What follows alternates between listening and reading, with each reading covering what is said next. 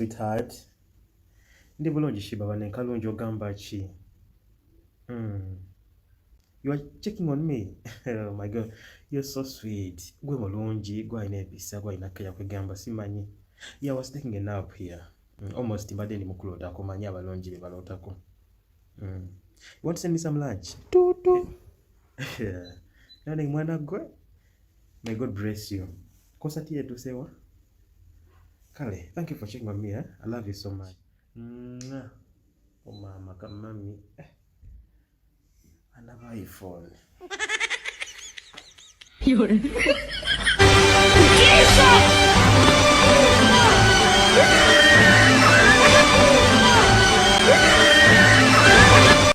Hello? Aniono? Cindy? Ekisa kwa transport?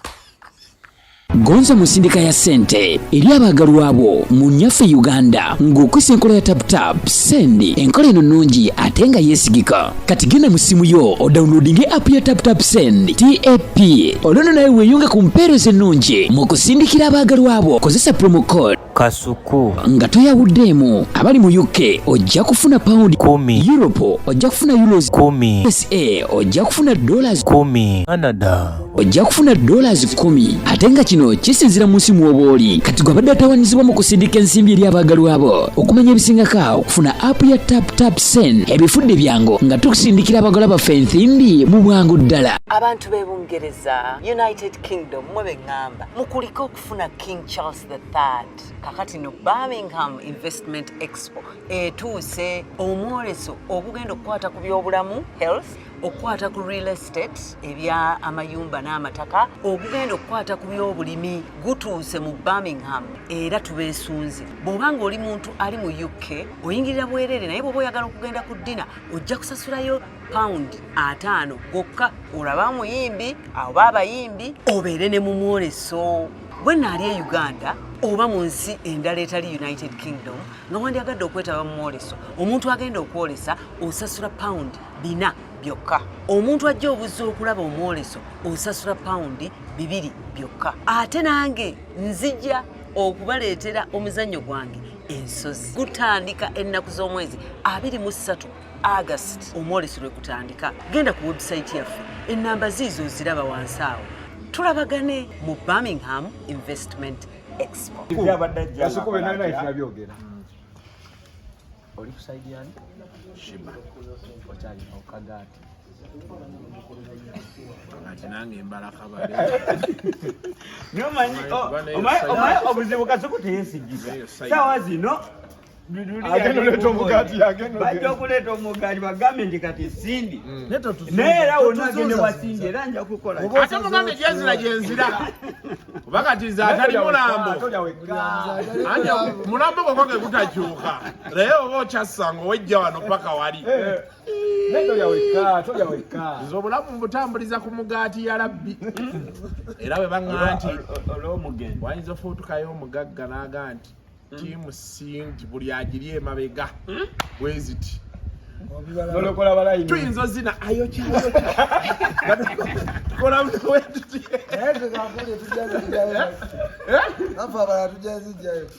ku Sheebah ate muya Sheebah agenda kubanza ate abaana baŋŋambye anti bagayita ku balayivu ajja kugira ku CD ajja kugira ku CD naye nga zonna zakoze abadde akola live kati kwolo tujja kujja ku entertainment ebyo biramu bwe bagamba kati twagambye CD anti bagambye CD guseke wali naye mukama era aleete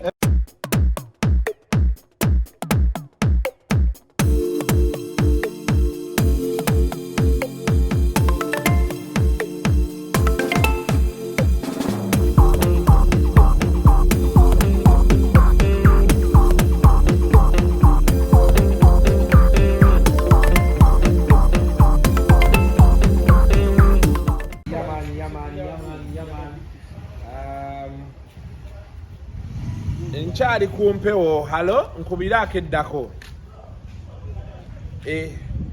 kankubire kamalirize wano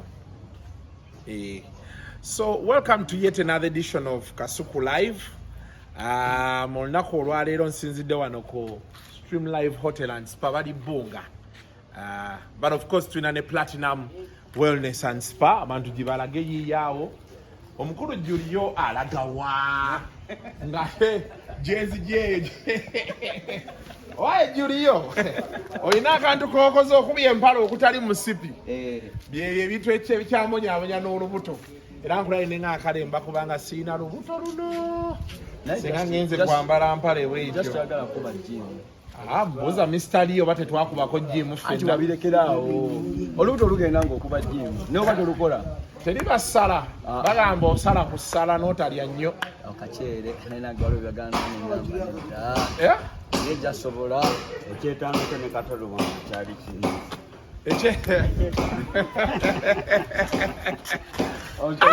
badayi kati ono ye Uncle Bobby bano batuuse babayitira ba Uncle Bobby Uncle Lee Uncle Julio omuli ba Uncle myaka nga giyiseewo kubako noono jimu nembalinda nanga abasajja bakooye twabadde up country naye Kasuku mugambye asobola osalesa ne luvaako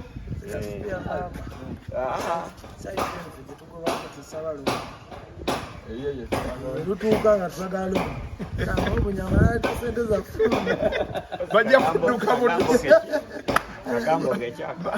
bagenda yita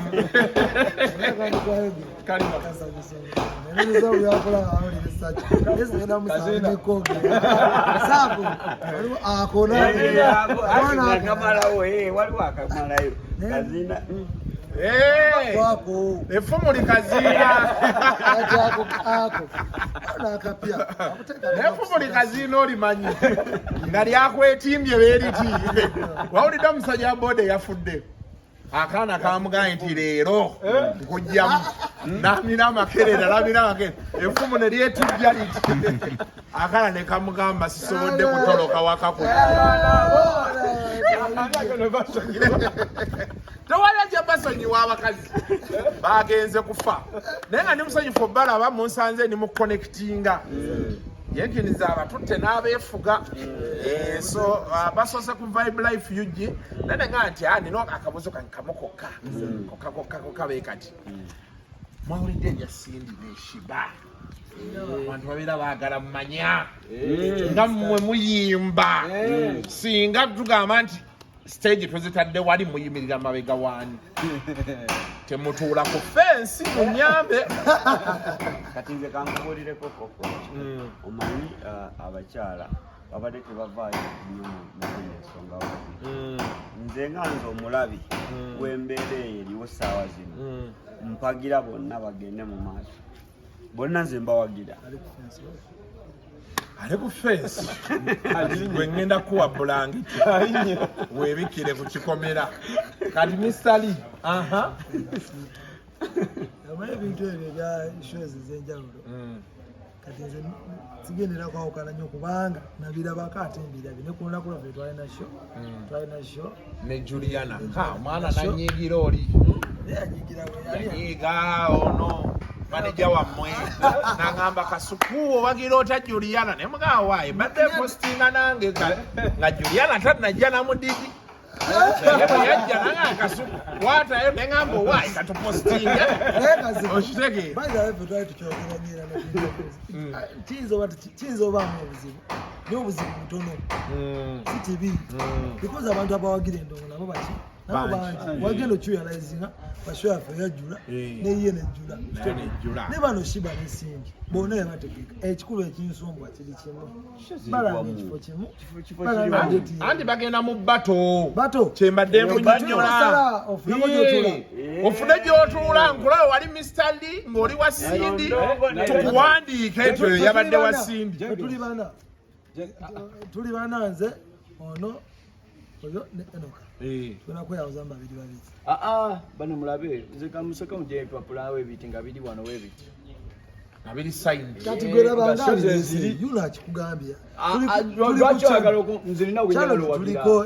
boina gwogenda owagira njagala owagira naye njagala museka mudaga ipapula saga kuwagira bintu sawa zino bibangambe tebiriyo benga tucheza mwana Julio wa amaanyi nina njagala owagira yaina wajjo museka mulete ipapula wezi ndabe nakubeeromo ekyo kyekimu date yemu tesobola kumanya Julio gwagenda owagira ne wa meeting ejatola Julio tosuula ekibiina tukola ebintu ebyafuula ekibiina okitegeera awo tunagenda okuddamu osanga Julio Kasuku nira gyempapo noonya ku lwokuna gataliwo Kasuku tuyambe ko naffe tuterekere kigogenda tula nze ndi wa Sheebah gye ngenda otuula nsonga ki Sheebah kyali wange Kasuku watula ngendo tula otula ngendo tula nange ndi wa Sheebah ekitegeeza mugenda tuula wa Sheebah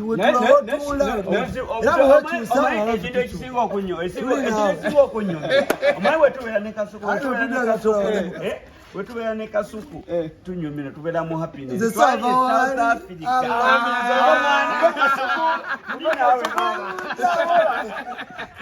mugenda kubeera naye onzijukiza South Africa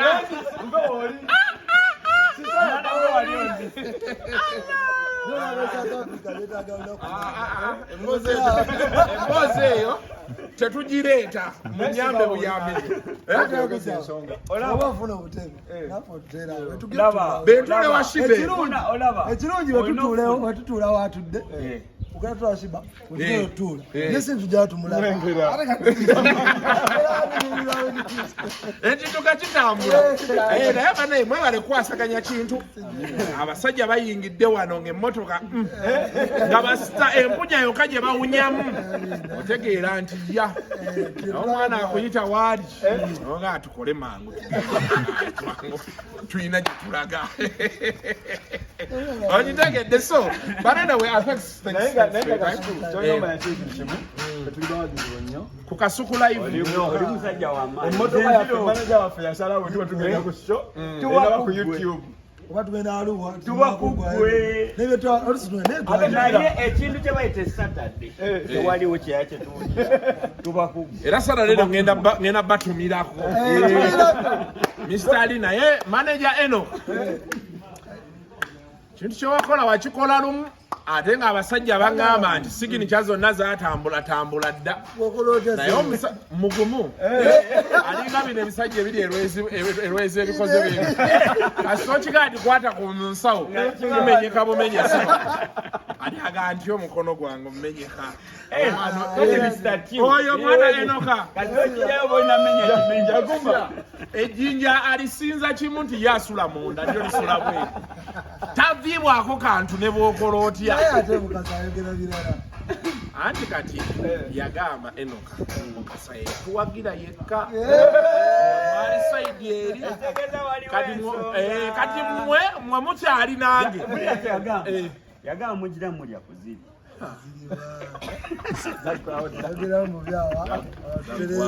nagamba jegenezi naye Kasuku benalina ekinabyogera oli kusaidi yani Sheebah okyali okagati kati nange mbala kabale nomanyi obuzibu Kasuku teyesigisa sawa zino bajja okuleeta omugaati bagambe nti kati sindi naye era wonna agende wasindi era nja kukola ate mugambe gyenzira gyenzira kuba kati ze atali mulambo anti mulambo gwokwo ge gutakyuka naye oba okyasanga owejja wano paka wali nze obulamu mbutambuliza ku mugaati ya labbi era bwe baŋŋa nti olw'omugendo wayinza ofuutukayo omugagga n'aga nti tiimu singi buli agiri emabega bweziti nolokola balayini tuyinza ozina ayokyakola bwetuti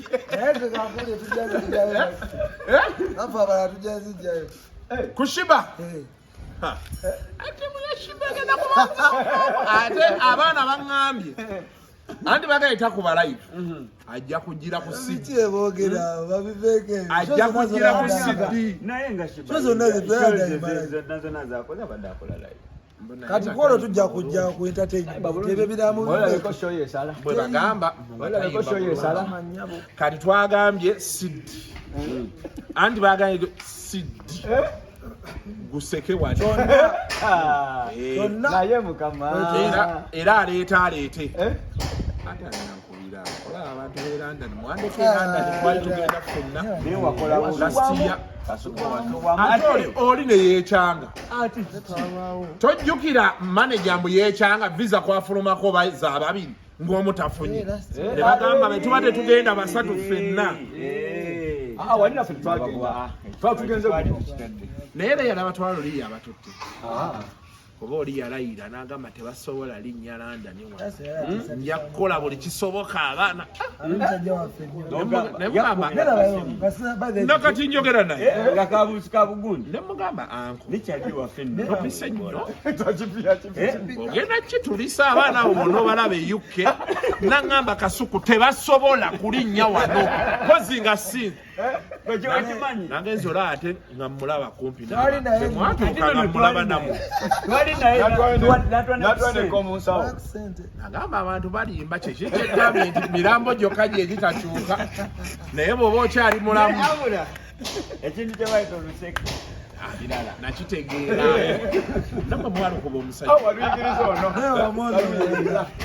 nze sikubaako njala nnyobeera naawe ojala kimali njala obeera nnyo naawe walonaba esouth kubanga tukyali eri ku nnyumba omusajja nemuga akano kakunywaki kano kampe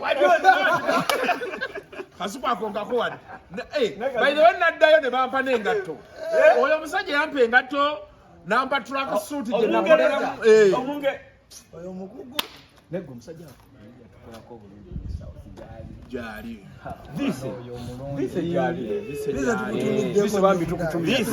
vise poli visentaawo e Santon ku Santon Sky yatukola bulungi. musajja wa ddala naye bano abaana balina ekintu ekyabatuukako nga batiira ddala abakazi agamba bano abaana Balinga batukola obwana nga bujja amabeere gati omusajja n'atunule ne bataka okudda mu meeting ezitabo Batukuza batugamba. Suku you without your banana plantation also you look Kasuku katayina lusukulu tunula bo netunula nengawa kyonomanya onsanyusa Onkyamulikola. olaba Kasuku bannaye yenna planning okutwalako ewantu wonna. Togeza n'otwala Kasuku mutegeko. Togeza bwa planning otutwala. Atwala watu wonna. nali njagala nuli twali tugenda UK ffenna twali tugenda nyumirwa newawo gye tugenda manager ono yandikozeeko Enoka yanzijako engalo obuzibu yanyiiga Enoka neyerabira ti nze bwe yakubira naŋŋamba akasajja katutwala ne mugamba Enoka ekyo kindekere nze ngenda kikumalira naye yanyiiga mu ddakiika ezi omusajja wamuwa essuubi n'agaa leero boyi wange agenda kunzija mbonyi naye nali ntambuddeko kyentambuddeko muntu okumiikiza logawaye kasita wiiki zaali sigaddeyo 2 nga ziri 3 azitusindise naye gwomanye eggaati omwana akusuulako gino beegiti gino omudeku zino zotira ofune n'akuteekako kino okitegeera nkimanyi so yeyo embeera eriwo asajja ano mbale jasinya kuchatinga munawo katini munsanze na story zange zenkola kati musooke mundeke mmalirize wano banaye nsaisoba waliwo embeera oba ndabeno awo temunnejjeeko bwedira kansoke malirize wano so yeyo embeera eri awo but tuba tukyayogera ku Platinum Wellness Spa abaagala okujja wano ku Stream Live Hotel abaagala okulyalyamu katwina hotel yeri eno ye spa so sobola okujja ne kibebi musooka eri ne mwepiica ne mujja mu massage I mean mu steam mugenda ba mu steam nga round eyokubiri eyidde nga muddayo nga mwepikya mugenda okoma we nokola sauna nga round endala eyidde bwe mutyo okola kasavu kanyama okitegedde so beera ng'oyitirako awo anyway so the first story we wanted to do was of course about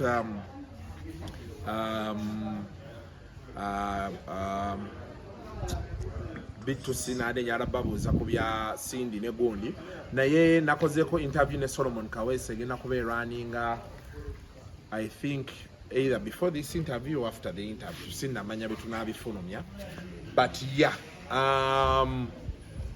ya confirming that he has reliable information there will be a battle between Cindy and Sheebah yagadde nkakuweeko kalabe either obusooka oba ogwokubiri depending gwe tunaabifulumiza obeere ng'okalaba ate tukomewo pulaka nkikusamingira apulumu njaba bannayuganda baleme kuwuddisibwa waliwo bata etegekebwa waliwo bata etegekebwa ejja lwaki bambi balanze DTM bali bakintendinga ne bwaga tusooke tuvuga ekyomu ono abookire wakati nti naye akola ki ategekwa olutalo lutandikiraawo waliwo bata etegekebwa kati bano boolaba nti ono avuma sayidi eri oli n'avaayo n'amugamba genda mpola nga omanya kampu ye ajja kuyimbira eri ngenda bamubiraba bwe mutyo omuntu ogu yategeka bata yegenda kubaawo era sheye egenda kubaawo ku lunaku lwe lumu nga bwe walaba eya Bobi Wine ne Bebe Cool agonna gafunye ga munda it's a battle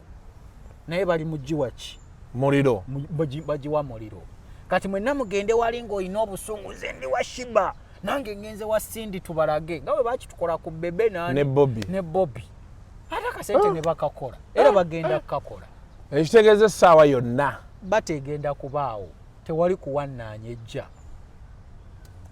bakanyiza Cindy ne Sheebah nti tugende twerage nenga bonna intention of course yakola kasente which is understandable ate ne bali abakivuga bwe bato nabo olaba intention baagala akasente Solomon Kawesa awo omulabye and yeah that's like what's up of course during the week Nwaji yavaayo n'alabula Cindy yogera nnyo naye naffe tuli baakabi King linnyamu awo naona sikano ngekutta kwekwava iPhone Aitero Nokia abantu okwebrandinga bwe batyo njagala kakuwa chap tuleme kumala nnyo budde then tukomewo this also Cindy akakanya akajanja I don't care if it goes viral, but I find her on social media like alumba bliomu. Come on, It's like Winnie has already answered. Fena tuimba sigwe weka mkwano. Na tuliba akabi. King. Wenda muchikuba. King. Kendeza malala King.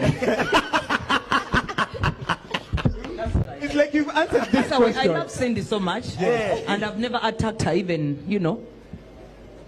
behind over colleague, not in front of the camera or whatever. You don't know what I say good things about her. Stop pranking people. We all know where we're supposed to be.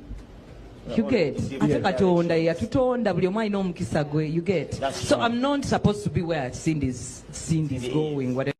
Of course, finally, ngenda kusembyayo Judy Mutesasira. Wala Judy Mutesasira abaana be.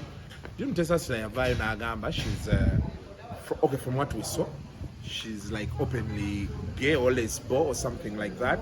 I think was it on Wednesday when she posted like I'm always going to be with you with that lady. I don't know, ebintu ebikyambuzabuza, but mama say when nabanso odo okujjako Canada, I'm sure naye Judy tajja kumpa interview.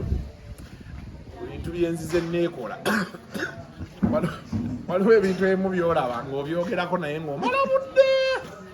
Eyo tagenda jiipa. Kale interview bbiri ze nandisinza okwagala e Canada awo. Nandyagadde nnyo interview ya Judith Babirye ne ya Judy Mutesasira. Naye ezo even in my wildest dreams siziraba. Sizirabirako ddala. But anyway, regardless, we move. Naye abaana be bo baavuddeyo ne bagamba they are not gay. They are out there enjoying their lives. Omutabani namulaye bambi nga mu kutandika wano teyabadde particularly happy. Muzunze ebigambo. Bemubizze eno bemubizze eri. so njagala bakuwaako ate nkomewo mpunziko ekintu kino naye nga ya Bunga wano we tuli ku Stream Live Hotel and Spa kasootuka ku Executive Gardens Bunga obupande ojja kuba obulaba weyongere kukkirira yaman. To be serious, Toturi Basiazi as us, the children. So, hey everybody, there is something small that we just came. It is not small. Bananga, it's not small. Bananga nkoye. Hey. Bananga ganda bananga nedda. Mutu sasa enough between tuli bantu. Okay, anyways, Kati, what I posted recently twatu twenga tugenda kulaba show ya Chosen Beki kumbuyuji. Abantu bazgenze ne bavuma. Muvuma. Abana Uganda gwabazanyisa. Muvuma. Now, anyways, just to talk addressing abanange, you also my recent videos. Nemugina nabanti nabagamanti simsiazi family affairs yabasiazi okujako, you know. Yeah. If our mom chose that route, we chose that route too. We are not judging anybody, but people have their own choices. Exactly. So to have your finger no, we didn't. You didn't see any pictures of me and Esther or Elizabeth or something like that. But our mom chose that route. I didn't choose that route. Ezekiel didn't choose that route. We are all different, you know. And mom chose that route because, you know, it's her and we still love her as she is. Exactly. Doesn't mean that we're going to judge anybody. Exactly, Bananga. And I just put it out there. For some Uganda, Bananga, it's none of your business. I'm so sorry, but it's not. Murimba. Okay, to be serious, Toturi Basiazi as us, the children. So okuveri no gom na Uganda no vai no Uganda no gamanti family Basiazi balabe bona duka balabe duka uyo. Bananga nzampuya na bubi kwanga for sure. Fetwa bayoko na twabayoko na tubagamba wowe esanizeko tuli Basiazi twakola ki. Abalimbira dala ese abagamba n'abagamba n'abadiramu balenga bawadde obuji ne buyitamu egundi. Nendera mulimba banange tubayogedde ne tuwogera mulimba. Anyways. Ngatukakanye. Just to say, jumping into conclusions. Oh, we just want to say that the Turi Basiazi, if it straight to the Balokole to Agakatonda, none of us is gay, we are straight. Exactly. So I don't want any Ugandans to say that Turi Basiazi, Kujako, you know, our mom, because she chose that route, which is okay. We don't judge anyone. Now just stop jumping into conclusions. Move. We love you, our fans. Banange batuvumye omanya kukuvuma okuva kakavira akasembayo mama batuvumye. But all in all, we still love you. Just don't judge. Don't judge Bambi. Don't judge. Know that story. Dale. Baswitch wagalanye ne mulimbira ddala ndabota kuvuma muntu we mutyo. Bye. So yes, as I wind up, ngenda kulekera story ya Alien Skin. Some minutes. Yade live never case. Agamba aba Nigeria abatozizaako music tekirabwangako, of course n'ebirala ebyayogeddwako. It was a very interesting live. I find him quite interesting, especially with some of his views, because I think his views are not biased. It is really influenced by anyone. Nayagala ekintu kimu abantu kampu nyingi zaayagala nnyo okumwesibako naye distancinga n'alaga nti ye aliko kike kyayimiriddeko. He has views. They are quite interesting. Njagala kubeera nga mbawaamu wano mbabalekera awo mbawulira awo nga bwe babadde beetwala ku live ya Snapchat oba TikTok. Yeah, live ya TikTok. Until next time, peace your man. Tigwe kezi singojja nodda ku munansi munno n'olaga nti omuteeko n'ettaffaali limusuula ate n'otulaga nti osotukakalirako ebikibozi ky'omugwira. Kubanga nze emabegako wali before me nawiranga ekibozi nga Omunigeria ne waba akoze birthday bannaye wa TV zisuula nga zikuba ekyo mawulire yakoze amazaalibwa yalese emmotoka empya. Nze nateeka effort nene nnyo ssebo okugyawo ebyo ebintu waliwo yangamba mbu nno okolawo bino osooka otusengulya Omunigeria ne babboyibe. Alien Skin wagoba aba Nigeria. ali wampa yiti yemwe mu Nigeria kati ebungese bangawe zibaddenga before me. Kunya yiti tano nzikumenyereza zibadde before me kana omenyero tano tino kuva ali ni bweyajja yiti tano kazi kubyenga luli ndi ku platform okuli omuyimbi okuli n'abamawulire saagala tubenga abasudia njagala terera tewesubika omudi nnyo selekita ono muzija buli bwe twadugala otandika okwogera nsooka ne mugamba nze ndi mugezi munko nga nnyongera maye baba babeera bakujjukiza balina ne babeereyo mu buyimbi bwabwe eri obw'okutuuninga nagamba gwe Katsi huyo tikati oba abampa ebivule ba Nigeria nga bade bibungese ba before me kubana bagamba Katsi ekyo njagala Katsi akidde mu reason being bibungese ba waneno tino kya Nigeria nga bade babibungesa before me ne after alien Katsi njagala kubuze after alien because bagamba shoza mu Katsi ne nights zamwe tochichusa gwe case tochusa nzogwange gwa kubuza ogambe oli munnamawulire yimirira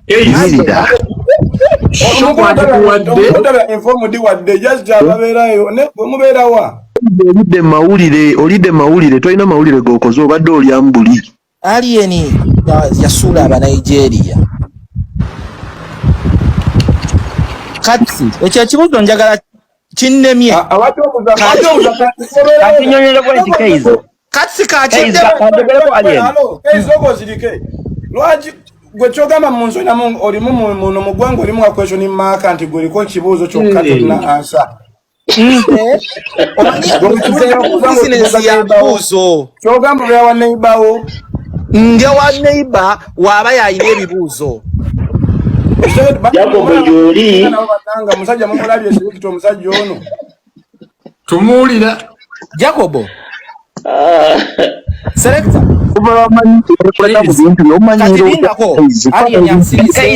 kankubuze bwenti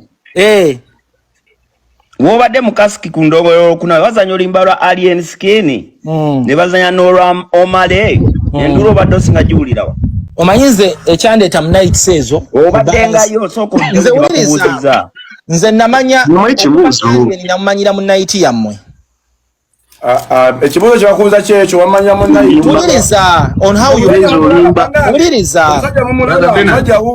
wuliriza kyokka omusajja mukulu ayinza obaira ne family waka okuba nti eyo statement giddemu wamumanyirawa mu night y'abakatsi because massive bagiyitaani togimanyi ey'abakatsi eyo bagiyitaani buli lwakuna Thursday togimanyi Uganda night nti olaba abantu bamanyi music gwe baagala mu matu obudde obwo nti alongside nga masa azanya ez'emabega babaako ne zibaagala eziriwo today nga bwe basuulamu alien skin omanya ki ekitugalinga ekitundu e Uganda naye nga session y'aba Nigeria bwetuuka era olaba group y'abantu abaagala music w'abakini w'aba Nigeria kayimba kike bakuba tugamani ngambi oluyimba nga baluzanya gwe n'olaba mbu abakazi balekanye ku luno abakazi balekanye ku luno tokinyonyola broadly nina akayimba simanyi bakayita waayiseeko dda tiririri waayiseeko dda akayimba ke bayita sitya denje okamanyi musajja gwe okamanyi saagala tugende mu sabula tonyiiga akayimba ke bayita sitya denje okamanyi nkamanyi kone waayiseeko dda kaliwo akasooka that's not my business. I'm not a scheduler. Don't be because njagala nkubulire njagala kintu kya katsi ompuliriza kugamba ngomwogerera katisi neda katsi katika nguye tuli wana bantu babika bina njagala nkuddemu waliwo omusasi leka waliwo omusasi Keizi waliwo music scheduler Selector William waliwo MC Katsi TV host atenga night host waliwo ne Jacob Omutuuze is a radio DJ and a journalist na kosane Brandon Sharif is a radio personality njagala buli omu abeeko kyatubuulira kayo mu bantu Keizi kanze contributing kansokeze mpe submission yange ku Keizi kyatubuuza Keizo ogambe toli music schedule. Yeah. Ani ayimba music? The artists. Okolo otya amawulire okureportinga ku bayimbi ngo tomanyi kye bayimba. This is it. Music selector. Okimanyi bulungi. Nsaba nkugattireko kino nakyo kinnyambe.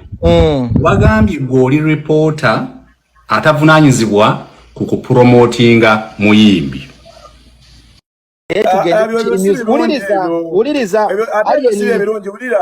Ebirungi bye bino. Nti nze alien skin mu Uganda ndi business. Okay. Ekyo kirungi ekisooka. Otegedde nti olunaku bwe mba nnyimbye gumanya nti no buli lunaku wayinza obbaawo family enfunako amagoba. Naye ng'ate gwe bunaku wasoba family ekunyiigira.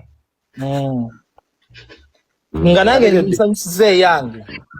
Aha, naye gwe osanyusa yo naye nze oba family gye nsanyusa etali yange. Naye ng'ate gwe olunaku wasoba nga family ekunyiigira naye nga gwe osanyusiza eki. Njagala tutunuulire engeri gy'osanyusiza mu families ez'enjawulo.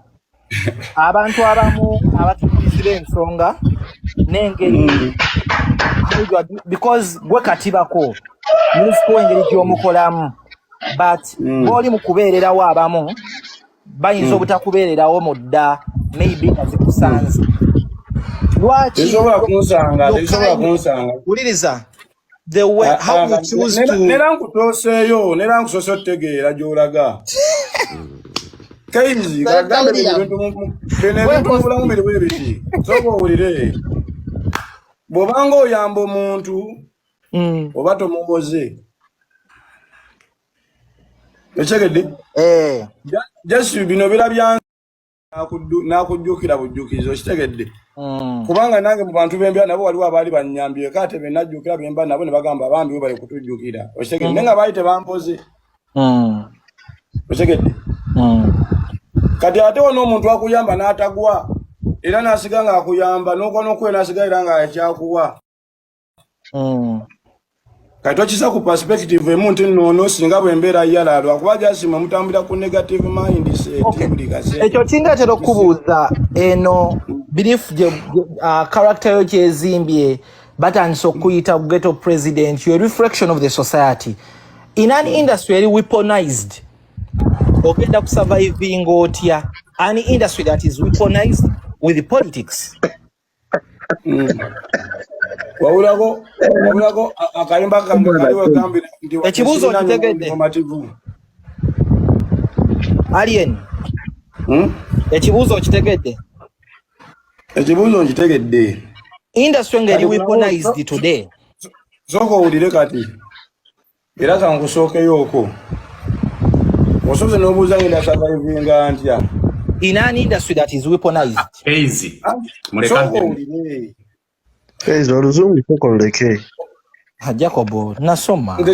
Ulira okusoma kunaje ate kai Jacobo waume yalwaki antakula. Ama select omusajja ono agenda n'abuuza ogenda surviving otya. Yes. Kalina surviving abwenti. Omala waki nsose nenkugamba legendary alien. Ngenda ikuyimba omwaka gupya gumu Rabba December designing bagambe kati nfuuse legendary. Alien badde sabuzindemu ko party eyo katono. Ate watinze buna kunchoga ne gamba ndaye mbaguno omwaka amalegwa endongo njitemba gambe kati legendary alien. You resign. Kainamwe esala zammwe mbanguyizeko esala zammwe deni ngole ebyange. Katono nnyo. Emyezi 12 gwe mwaka. Ove mu kuyimba. Ate ngenda kuva mungera nzali ko tebakulimba nti ngenda kugwengera nkyaliwo. Ngenda wanikanze katono nnyo. Ekyo kindetera obuuza katsi. Okendawoza katono mpaka. Lindako. Alien agamba mwaka gumu akutere ndongo gyogamba gyolwaniridde for over 15 years. Kino kikuleka wanga gwe. Katsi. Jacobo. Ne okay Jacobo Katsi endongo teriko constitution bwayagala agenda bwayagala asigala community yatugamba mbu agenda kuritaringa ache ngamba omwana ze mu mwaka gumu ebivulu 2 over 15 songs achenjinziza Wani goyita omwana anti the card ani goyita omwana zitawulo omusajja siko wangamye embuuze nedda ssebo selector tewazi omukeeza ebibuuzo byamuweddeko selector betuliko nabo bonna bapanelists nabo ssebo wadde wangamye embuuze kambuuze Jacob ate ye mwana naye ayita abantu abaana alina buvunanyizibwa bwoti olina okwadressinga abantu abakulu abakusinga muzeyi Jacobo mbadde nsaba ombuulire ensonga yali yenyo ogamba nti ayimbye omwaka gumu abateera ekintu kino kitegeeza ki eri mmwe abaagala ofiira ku mulimu nga Balubu